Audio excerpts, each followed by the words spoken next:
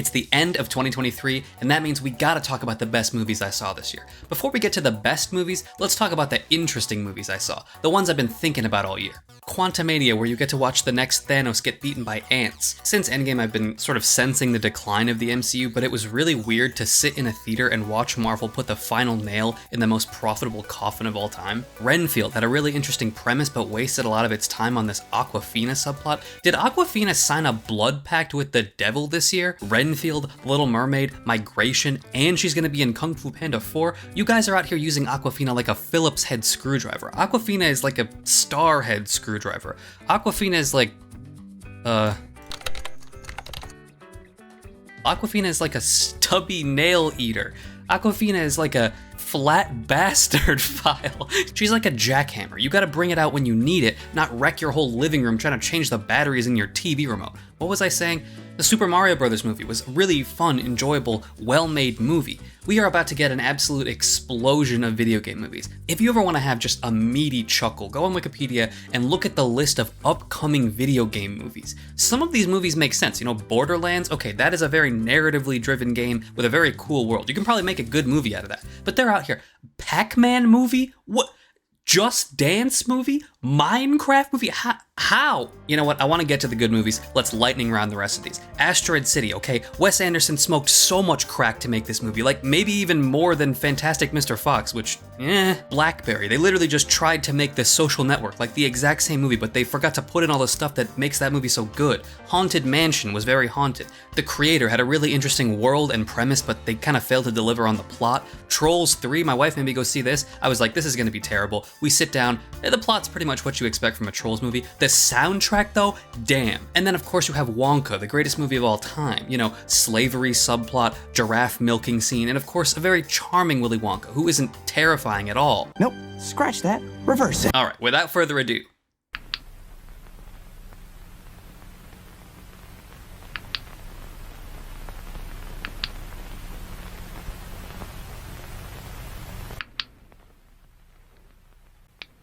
Skinamarink is one of the most unique horror movies I've ever seen. I don't think I even like this movie overall, but I'd be lying if I said I haven't been thinking about it all year. It's a flawed movie, but the core idea here is so unique and so interesting I feel like I need to talk about it. Horror has never been my favorite genre, mostly because I really hate jump scares. There's always a really telegraphed build-up to a jump scare, and it kills any actual suspense the movie is trying to create. Skinamarink instead relies on a lot of clever visual and audio tricks to keep your imagination building the suspense. When I was a kid, I hated getting out of bed in the middle of the night because when everything is so dark, my brain would just put stuff there in the darkness. Yeah, obviously there's no fucking demon waiting for me in the bathroom. And I know that, but I don't know, man, there could be. That's the feeling that Skinamarink taps into. Most of this movie is just shots of barely illuminated rooms with these huge stretches of darkness filling the frame. I think it's supposed to evoke a feeling of being stuck in a nightmare, and when it works, it really works. This movie does a great job of making you anxious by controlling what you can and can't see at any given time. The camera never shows you what you want to look at, making it impossible to actually see any of the things you're hearing and imagining. I'm yelling at the cameraman. I'm like, hey, I think I hear some scary shit going on over here. Can we look at it? And the cameraman is just zonked out in the corner, fully zoomed in on the door frame. It's awesome. But what's frustrating about this movie is that it's got too much runtime to make its central concept feel impactful. There's so much dead space in this movie where nothing is happening, and I can only watch so many scenes where nothing is happening before I get bored. The perfect version of this movie is the short film on YouTube that it's based on. Half an hour, that's like about how long you can stretch this out before it gets tedious. I feel like I came off really negative here, but trust me, this movie is on my list this year for a reason. If you're willing to look past some of its flaws, this movie has an atmosphere unlike anything you've seen, and when the scares actually hit, oh yeah. Sometimes when a movie franchise gets a couple of installments under its belt, it kind of loses sight of what made it so good in the first place. John Wick 4 doesn't make that mistake. Keanu Reeves, what is John Wick 4 about? Gun. This movie basically just acknowledges that you are not here for the story. You're here to watch Keanu Reeves kill 10 guys with a flamethrower. John Wick 4 takes the plot, pushes it to the side, and focuses on turning the visuals up to 11. The camera work in this movie is far and away the best we've seen in the series so far, and that extends to the fight scenes as well. Not every fight scene in this movie is great, but the ones that are totally unique and absolutely spectacular. Plot-wise, I don't see how they can keep making more of these movies, but literally they could write a movie where fucking Miracle Max raises him from the dead to kill again, and I would be so down. Keep making weird-ass creative fight scenes like this, and I'll be in the theater every time. I love murder mysteries. I love going into a movie knowing that there's a puzzle being woven and that the creators are trying to hide the pieces from you in plain sight. Visually, it sort of makes you treat every shot like a Where's Waldo. You're scanning the corners of the frame looking for meaningful things that don't look meaningful. A Haunting in Venice ups the difficulty by making every shot so pretty you don't even have time to notice all the details. The lighting in this movie gives it this really dark, almost gothic vibe. It's the perfect backdrop to the story about psychics and poisonings and ghost children. It's like the perfect Halloween murder mystery. The story doesn't resolve itself in the most satisfying way, but it's a really fun movie with a dark and creepy atmosphere that's unique enough to stick in my brain. Killers of the Flower Moon is long, and the length actually does diminish some of the emotional impact of the third act of this movie, but the story it's able to tell is so complex and so sad, and it actually made me angry, which I think was kind of the point. It's driven by these beautiful performances by Leonardo DiCaprio and Lily Gladstone, and it's crazy that a movie can even tell a story like this. I think what really elevated my experience with this movie was the theater audience I saw it with. When you go to like 30 movies in theaters a year, you get, shall we say, a wide view of the theater-going public. Most of the time, there's like people who use their phones during the movie. One time I saw a guy playing Pokemon Go during the movie. A lot of times people will use their flashlights to look at the food that they ordered. That one's confusing because it's like, did you lose it? Did you forget what food?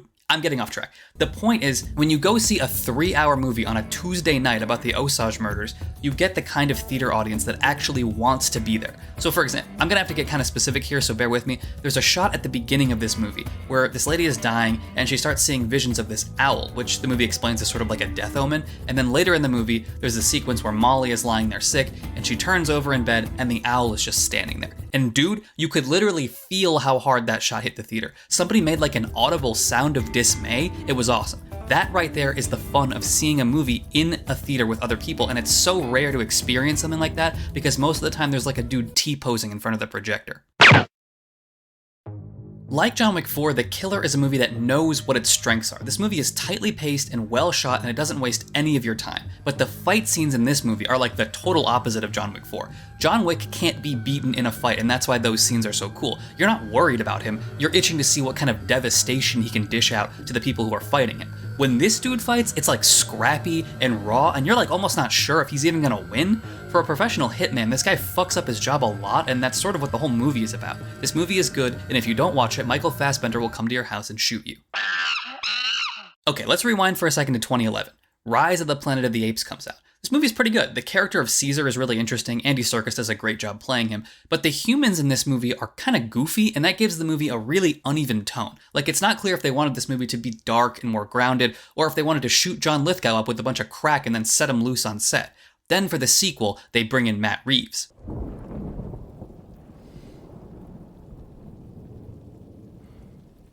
And immediately you can tell they figured out what tone they wanted to set. The entire feel of this movie is so different from Rise. It takes its time telling a story that feels a lot grittier. The Planet of the Apes movies by and large have dealt with the tension between humans and apes. Dawn of the Planet of the Apes tells a story primarily about tension between apes, using humans as background characters to tell this insanely good story about Caesar struggling to both retain his values and maintain leadership of his tribe. Koba is by far the best villain of this trilogy because you can see how his views were formed differently than Caesar's. Their differing views on humanity make sense given what each of them has been through. War for the Planet of the Apes is a pretty solid conclusion to the series, but it's Dawn that feels the most personal. Alright, fuck it. White Lotus Season 2 finale. Yeah, I know, it's not technically a movie, but you know what? It's an hour and 15 minutes long, it's got movie-level production quality and acting, and it's the best written episode of TV I saw all year. When I finally hopped on board the White Lotus train in the middle of this year, I was a little bit let down by the first season. I had been so invested, but the ending to Rachel's story I felt was so underwhelming and so unsatisfying. I was reluctant to even start Season 2, but Season 2 is amazing, and it's capped off by this absolutely insane episode. This episode manages to tell two incredibly fucked up stories that are fucked up in totally different ways. With Tanya's story, you have this almost horror-esque ending, the absolute despair as these people who have been preying on her close in for the kill, and the absolute shock of what happens next, and then on the other end, Ethan and Harper's story. We have spent a whole season watching distrust dissolve their legitimately loving relationship, and we get this brilliant scene between them with some of the most naturally written dialogue I've ever seen. It absolutely astounds me that the same guy who wrote this.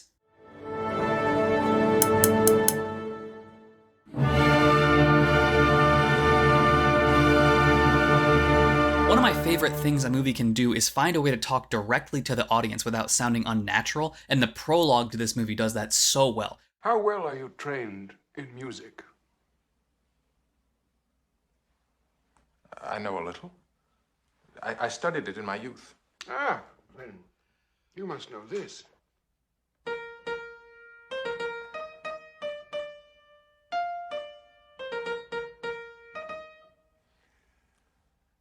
I can't say that I do.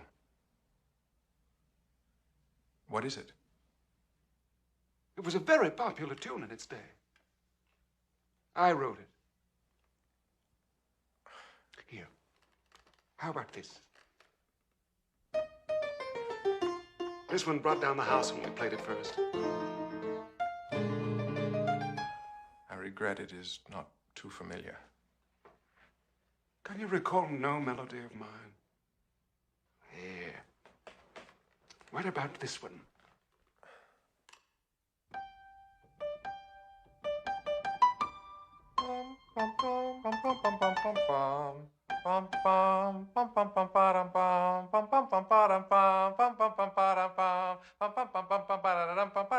Yes, I know that. Oh, that's charming. I'm sorry, I didn't know you wrote that. I didn't. The Priest is just a stand-in for us, the audience. You didn't know those first two songs either. Oh yeah, you're a big Salieri guy, okay. But that third one, of course you knew that one, and that's the point. The movie has just proved to you, the audience, what Salieri is trying to prove to this priest. Salieri has been forgotten, even within his own lifetime, but Mozart's music transcends time. What's amazing about this movie is how it uses music to bridge gaps in time, the way music does in our memories. When you hear a song, you might experience a very specific memory associated with it. Hearing that song places you back there without you even consciously thinking about it. That's what music does for Salieri. It's absolutely fascinating how the movie meticulously builds Salieri's anger over the course of his life. It's one thing to be mad or resentful towards a person, but a person is someone you can talk to, can get closure or forgiveness with. Salieri is angry at God for Mozart's existence, and that anger is compounded by the fact that Salieri is still drawn to Mozart's work despite his hatred of the man. Salieri has spent his whole life devoted to God, trying to express God's voice through music, so when he hears it, even from the mind of a man he hates, he's absolutely compelled to listen. Whenever he's asked about Mozart's work, he's so impressed he has to answer honestly in like a disgusted way. What did you think of it yourself? Did you like it at all? I thought it was marvelous. This man has never been loved. His father didn't love him. The woman that he loved fell for Mozart when Mozart didn't even care about her at all. And in Salieri's eyes, Mozart's genius proves that even God doesn't love him. What a beautifully fucked up movie. Into the Spider-Verse paved the way for a whole new generation of great movies, and Puss in Boots: The Last Wish is the best movie DreamWorks has made since Shrek 2. The change in visual style works so well for the stories and characters of this movie. Like, the way the characters move is so intuitive and fluid.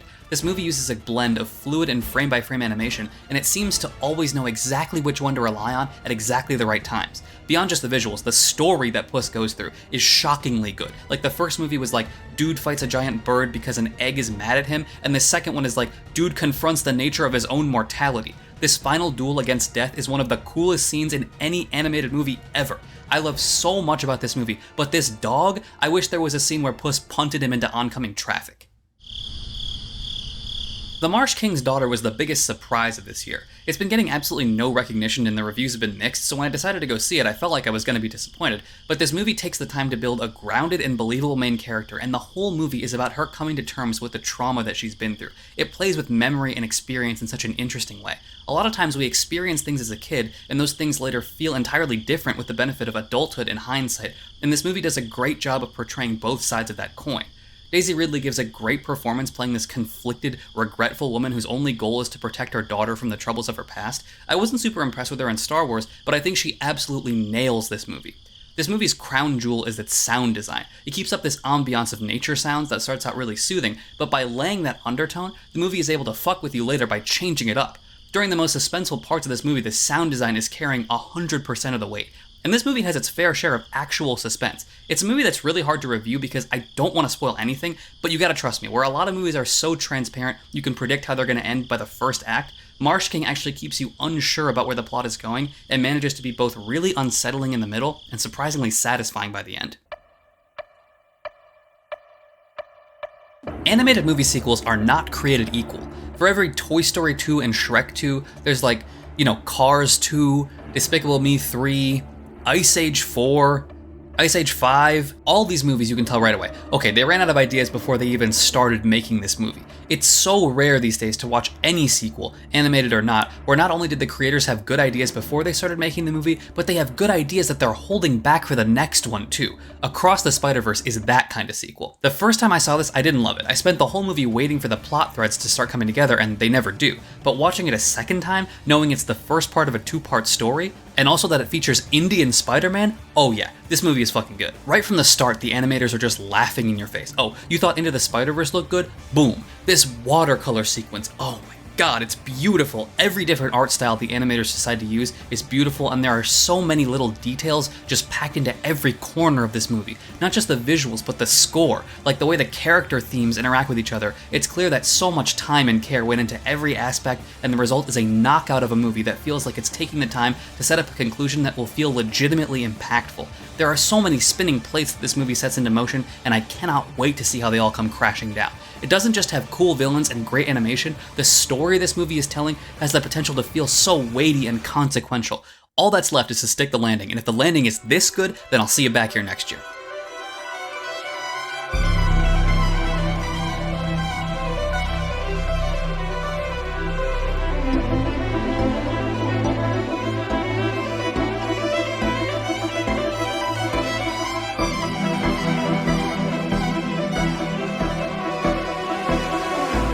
Near the beginning of every Christopher Nolan movie, there's a line of dialogue that captures the essence of the whole thing. What happens to stars when they die? Do stars die? Well, if they do, they'd cool, then collapse. In fact, the bigger the star, the more violent its demise. Their gravity gets so concentrated it swallows everything. Everything, even light. Can that really happen? Oppenheimer's aim is to let us watch one of the biggest stars at the moment of its death and examine the people caught in its gravitational field. It wasn't until my fourth watch that I was convinced this is the best movie of the year. The movie is structured in such a complex way that the first time you watch it, it's extremely overwhelming. There are so many characters, a lot of whom play such an incidental role in the plot, and it's hard to keep track of who's who and who's important. The first 2/3 of this movie stacks these little interactions on top of each other until you're not even sure what any of these things have to do with each other, but then the movie hits you with an ending that actually validates those little interactions. This is a man whose entire life, whose every interaction is being scrutinized.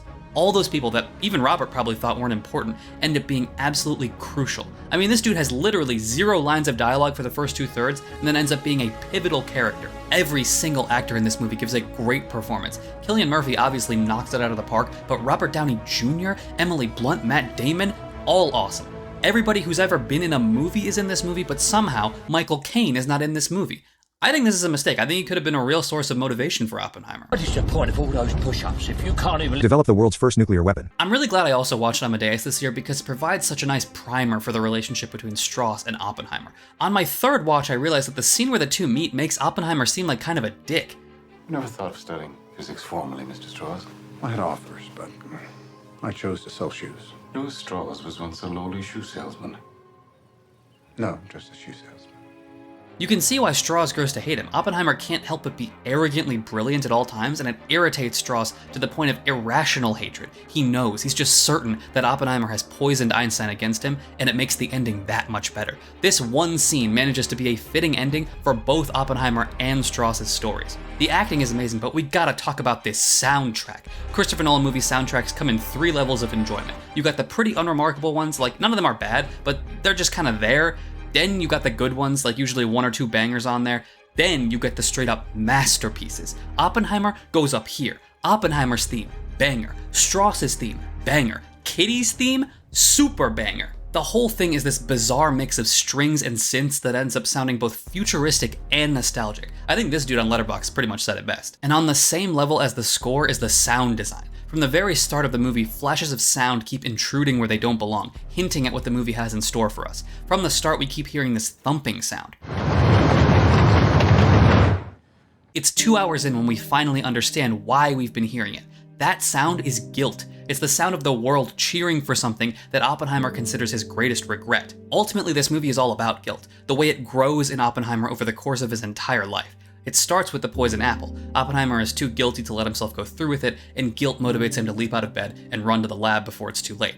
Guilt over the possibility of one death. Then it's Gene's suicide. Guilt over a death that he feels he caused. Then it's guilt over the thousands of people killed in the bombings, and by the end, guilt over what Oppenheimer feels is the death of the entire world. It's about a dude who's cold and callous enough to want to cause death, robotically brilliant enough to figure out how to cause death on a monumental scale, but also just human enough to feel guilty about it. It's not a perfect movie, it's definitely too long, but it turns out when you're this good, even your flawed movies are absolutely amazing. I'm not super into history movies, so it amazes me every time I watch this that Christopher Nolan made a historical biopic this weird and surreal and interesting. What I'm really excited for is what comes next for Christopher Nolan, and based on what he said, even he doesn't know what he's doing next. That is the best possible outcome here. That means he's out there working on some stealth masterpiece that we don't even have any concept for. Everyone's out here starting rumors that he's doing the next big franchise movie, when in reality, he accidentally locked himself in his supply closet and now he's writing a 3-hour horror musical about drain cleaner. Okay, but Chris, if you are taking suggestions, please do James Bond. It would be so sick. Everybody wants you to do James Bond. People are out here saying Tom Hardy James Bond. People are out here saying Aaron Taylor Johnson James Bond. Both of those would be cool, but okay. Hear me out.